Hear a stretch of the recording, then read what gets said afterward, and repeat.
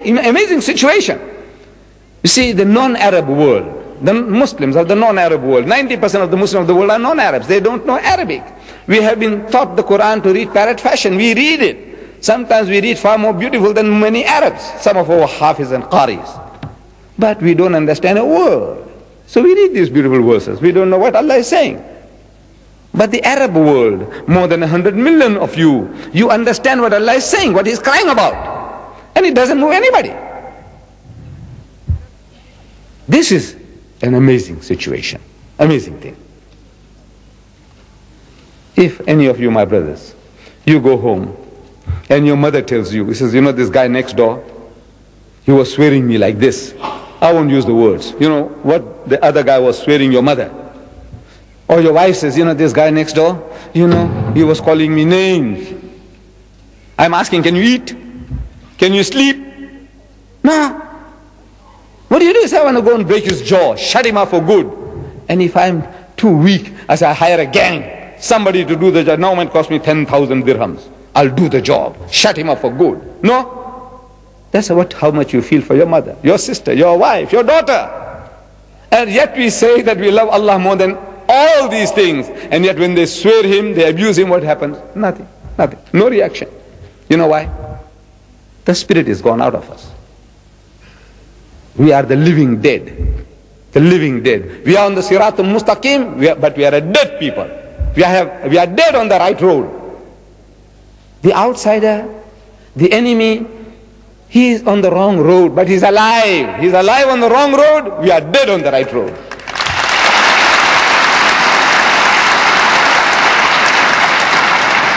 So Allah reacts.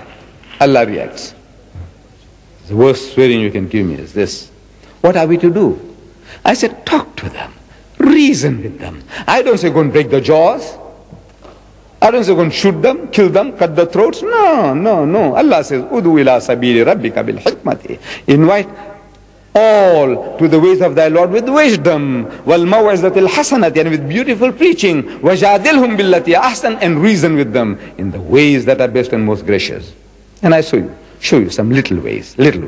I go to the West. I go to England. I go to America. I talk to them. I says, you know, English is a foreign language to me, which it is. It's a foreign language. I acquired this, you know, because they conquered my country, and I went to a British colony, so they taught me English, so I learned English. If the French had conquered my country, I would be speaking French. If the Spanish had conquered my country, I would be speaking Spanish. But you Britishers, you English-speaking people conquered my country, so you taught me to speak English, so I'm speaking English to you. But look, it's a foreign language to me. I want you to help me with your language. You say in your catechism that Jesus is the only begotten Son. Begotten, not made. I say, will you please explain to me what you are trying to emphasize? You are trying to tell me something special. See, I can call any young man here my son, and I'm sure you won't mind, the child won't mind it, nor will the father and the mother mind it, calling your child my son. But if some person, not knowing our relationship, wants to know, is he really your son? So then I have to tell you, no, you see, this young man, I like this little child. He reminds me of my son at home, my grandchild at home, so I call him my son. And he loves me like a father, like a grandfather, like an old uncle. So he calls me uncle, or he calls me grandpa, whatever. That is a relationship. But instead, if I said, yes, he is my begotten son, you know what I'm saying? What I'm insinuating? Horrible. I'm insinuating that the child is illegitimate. He is not his father's son, he's mine. I'm responsible for his birth. The worst swearing I can give him is that, if you know the meaning. So I just want to know what you are trying to emphasize. That's all. What you're trying to tell me. Please explain. And wallah, I tell you, you won't come across an English-speaking person who will explain to you. There's no harder blow you can give him than to plead with him, please explain, what are you trying to tell me? What do you mean when you say begotten, not made? What are you trying to tell me? How did it come about? Tell me. The nearest, in all my experience, the nearest to an explanation came from an American. See, the American is very militant. Now he is. We must give him credit. He is a fighter. And a fighter is good material. He is the best material to deal with. Not diplomats, beating around the bush and cutting favor with you and patting you on the back. Hypocrites. No, no, no. Let's have a straightforward, a fight, an intellectual battle. And the American is good for that. He's a man. So an American, I had him, with some people as visitors to the masjid. I happen to be one of the guides to the largest mosque in the southern hemisphere in my town, in Durban. And while I was guiding him, this subject cropped up, and I asked him this question, because I was asking everybody, nobody answers it. I'm asking him, this American. I said, what do you mean? He says, when you say begotten, not made, will you please explain? He said, yes, it means sired by God. So what?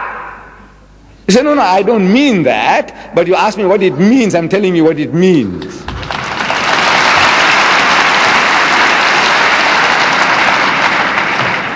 Now you see why Allah reacts. Now you see why He reacts. Sired is a term used in animal husbandry.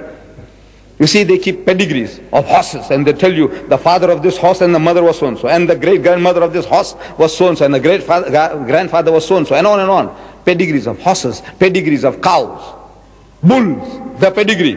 So where they originate, who was the great-grandfather of that bull? Where did it come from?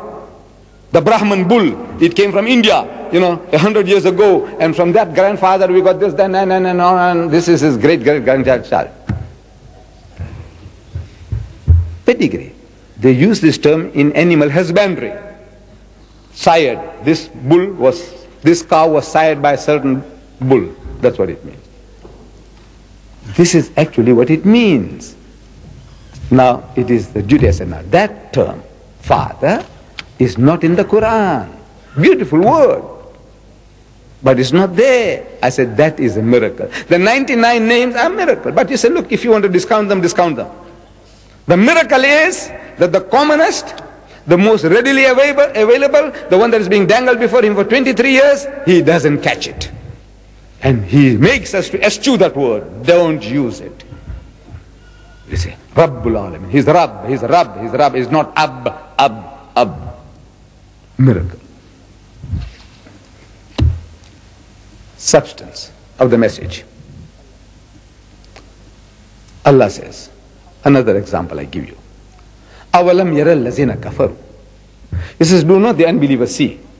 These atheists, these agnostics, the people who deny the existence of God, can't they see? In other words, Allah expects them to see, to be able to see, to witness. Awalam yara allazina kafaru anna as-samawati wal arda kanata ratkan. That the heavens and the earth were joined together as one unit of creation. فَفَتَقْنَاهُمَا, and He split them asunder. Who is He talking to? Who is He addressing? Kafir. Which kafir? The Bedouins of 1400 years ago? No. What can the poor man understand? Wallah, what did he know about the universe, about the creations of the heavens and the earth? What did he know? He only accepted whatever was said. If this was Allah's kalam, amanna saddaqna. We hear and we accept, we believe. This was iman that they had. They didn't have a grasp. Allah is not addressing those unbelievers of the times of Muhammad, or the unbelievers in the Congo, or among the Eskimos who might not believe in God. No. He is talking to the men of science, men of learning, who are now expounding to the world the theory of creation. That these astronomers with the mighty telescopes, when they're looking into space and they're analyzing the movements in the heavens, and they're telling you as if they did it, if they are the ones who are making these things, this machine, this clock to work, this clock of the universe, the way they explain to us as if they are doing it. Such a person, with his great learning, he says that this universe came into being with a big bang, billions of years ago. Because he is watching the universe and he is noticing that these heavenly bodies are receding from a central place somewhere, is all going out in all directions, moving away, like a balloon. When you blow, it gets bigger and bigger. Something like that is happening in the skies, in the heavens. These galaxies, they're receding from us at a faster and faster speed. At a faster and faster speed. And once they reach the speed of light,